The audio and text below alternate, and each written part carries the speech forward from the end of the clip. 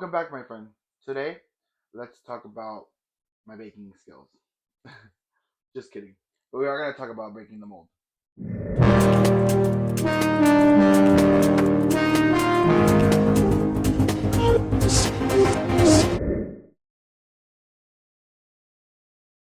I always knew I was different. I didn't always quite fit, or didn't fit the mold. I thought I was flawed, but it turns out it was just my superpower. Looking back, the signs were always there. I just didn't understand them. I learned early to rely on myself because depending on others didn't feel safe. I became my own comfort. I became my own safety net. I became my own everything. Then there was my control, my attention to detail. I was very detail oriented. If there was a plan, I wouldn't deviate. I always needed things to follow the order that we had agreed on, or, you know, things of life. That wasn't because I wanted everything to be perfect. I then realized it was for stability.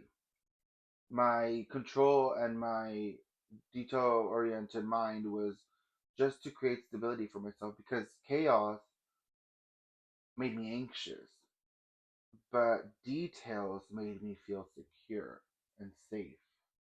My mind has always been split into two parts: the creative or the artistic, and the academic or the scholar. The artistic is where I thrive. The artistic side is where I can breathe. My academic side, I've always understood, but I never quite connect. You know, some of us are more creative, some of us are more bookworms, and that's okay. The way my mind works is my own kind of intelligence. It didn't always make sense to me, but when different started to make sense, it's like back then when I thought all these traits made me complicated, but eventually they started making sense to me. I started to understand the why. My hyper independence wasn't stubbornness, even though it felt like it sometimes. I wasn't being stubborn or I wasn't being difficult. I just, for my safekeep, knew that if I did it right, I was going to be okay. I didn't have to depend on others. It was more of survival. My control wasn't about being picky, it was about protecting myself. I hope that's making sense. I was processing the world differently and I didn't see it like everyone else. I felt it. I felt it through emotion, I felt it through intuition, I felt it through my creativity. I realized being different was a gift. I stopped shrinking myself. The moment I started realizing that I was different, I stopped apologizing for it, for how my different was wired. And that's when it hit me that my different was my superpower. Accepting that was a defining moment for me. There was a time I sat with myself and it was nothing dramatic, it was nothing explosive, it was nothing out of the ordinary. It was just an aha moment. And I think we've all had one of those, right? But it was just me sitting with myself and thinking, what if the reason that I never fit the mold was because I was never meant to? I stopped fighting who I was. I stopped forcing myself into boxes just to please others or boxes that never felt like home.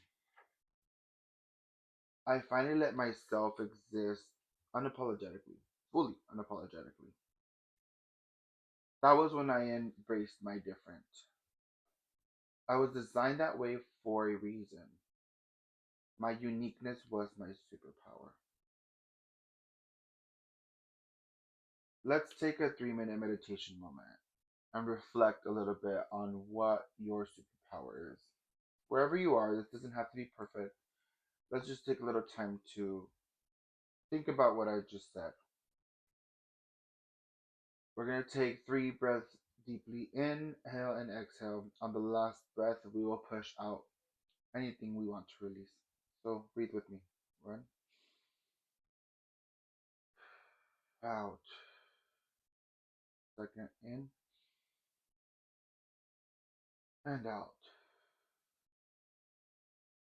Third, in and out. Let's roll our neck out. Side, side, side, side. Let's roll out our shoulders back. One, two,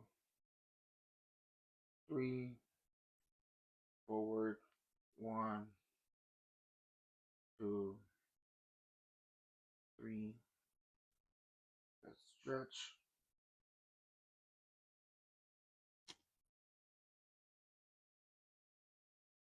Alright. Now that we've had that moment with ourselves, let's think about your superpowers and name them. Make them yours. Make them what makes you different. Your different is you. Don't try to change them. By being different matters, at least to me. My superpower taught me something big. I didn't need to fit in to belong.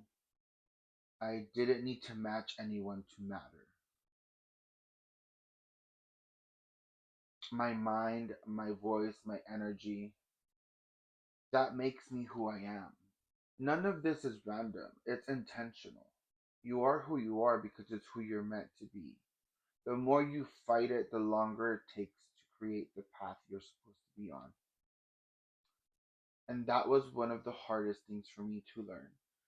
I think fighting who I was because I felt judged because I wanted to always follow a plan, or if something changed, my mood would change and it would alter who I was because I couldn't control it. The moment I stopped trying to be what others expected me to be and just accept that this is who I am, and those who know me understand me, it really made a difference. When I started to accept me for everything that I was, that's when everything started changing for me. Remember that your difference isn't a burden. Your difference is your design. Your uniqueness is your superpower. It is the thing that'll carry you out in life to align with the life that you're meant to live. This week, I want to leave you with this mantra and with homework. Not written homework, or maybe if you journal, if you write notes on your phone, if you have a vision board, if you have weekly mantras, add this mantra to it and write down your superpowers. Things you've always ran from that make you feel different. And try to see how you can turn those into your superpower. Our mantra this week: my different is my design, and my uniqueness is my superpower. Let's repeat that together. My different is my design, and my uniqueness is my superpower. Thank you for joining me for another Mr. M moment. I hope today was reflective and we can all choose our superpower. Join me next week and keep building momentum one moment at a time.